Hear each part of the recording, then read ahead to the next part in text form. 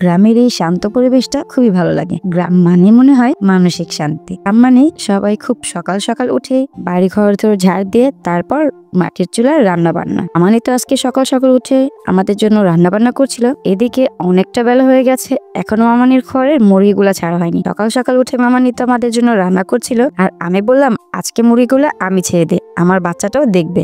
কিন্তু আমি এই খোয়াটা কোনোভাবেই খুলতে পারছিলাম না। পরে খেয়াল করে দেখি এটা নিচ থেকে বাঁধা। মানে বলাতে এটা খুলে দিছি। তারপর মুরগিগুলাকে অনেকটা সময় লাগিয়ে চালগুলা খেতে দিলাম। আমার বাবাটা তো অনেক সুন্দর করে দেখছিল আর অনেক খুশি হচ্ছিল। তো মামানি রান্না শেষ হয়ে গেছে, তারপর মামানি বললো খেতে বসতে। সব রেখে আমি সবার আগে খেতে বসলাম। দেখলাম মামানি আজকে খুব সুন্দর করে সকাল সকাল গরম গরম বউয়া ভাত রান্না করেছে, আর সাথে কয়েক পদের ভর্তা। শীতের সময় গ্রামের প্রায় প্রতিটা বাড়িতেই সকাল সকাল এরকম গরম গরম বউয়া ভাত আর কয়েক রকমের ভর্তা দিয়ে সকালের নাস্তাটা করা হয়। আর এই মাটির চুলা রান্নাটা তো অনেকটা মজা লাগছিল। গ্রামে আসলে আর কিছু না হোক এই ভাতটা খুব ভালো করে খাওয়া যায়, যেটাই রান্না করে সবই ভালো লাগে। সকালে খাওয়া শেষ করে একটু বাইরে হাঁটতে বের হয়েছিলাম আমার মামাতো বোনের সাথে। সেখানে রাস্তার মধ্যে দেখলাম একটা মুরগির বাচ্চা ফুটাইছে, সবগুলোর সাথে জোড়া নিয়ে হাঁটতেছিল, খুবই ভালো লাগছিল দেখতে। এখানে তাদের বাড়ির পাশেই খুব সুন্দর করে অনেক কিছু চাষ করে রাখছে। এক পাশে দেখলাম ভুট্টার ক্ষেত, আর আরেক পাশে অল্প জায়গাতে অনেকটা সরিষা ফুল লাগাইছে। সরিষা ফুল না, আসলে তো এটা সরিষার ক্ষেত হবে। এই ফুল থেকে তো সরিষাটা হয়। আসলে গ্রাম মানেই শুধু সবুজ আর সবুজ,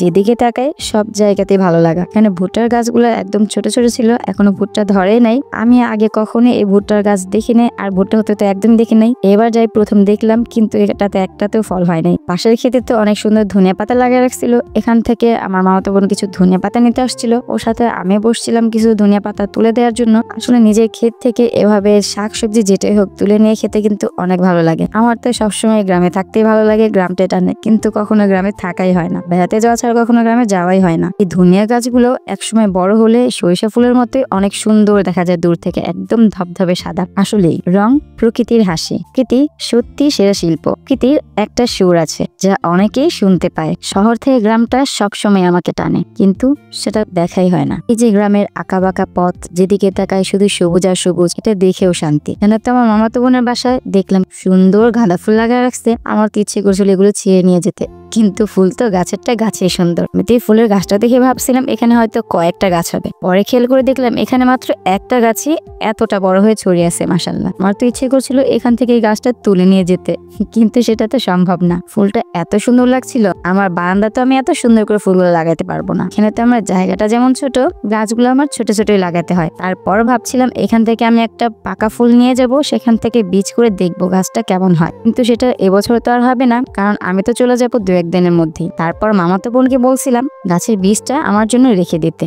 কখনো যদি আমার যাওয়া হয় বা ও কখনো যদি আসে ঢাকাতে, তাহলে আমাকে যেন এই ফুলটা দিয়ে দেয়। তো আজকের মতো ব্লগটা আমি এখানে শেষ করছি। দেখা হবে নতুন কোনো ভিডিওতে। আল্লাহ হাফেজ।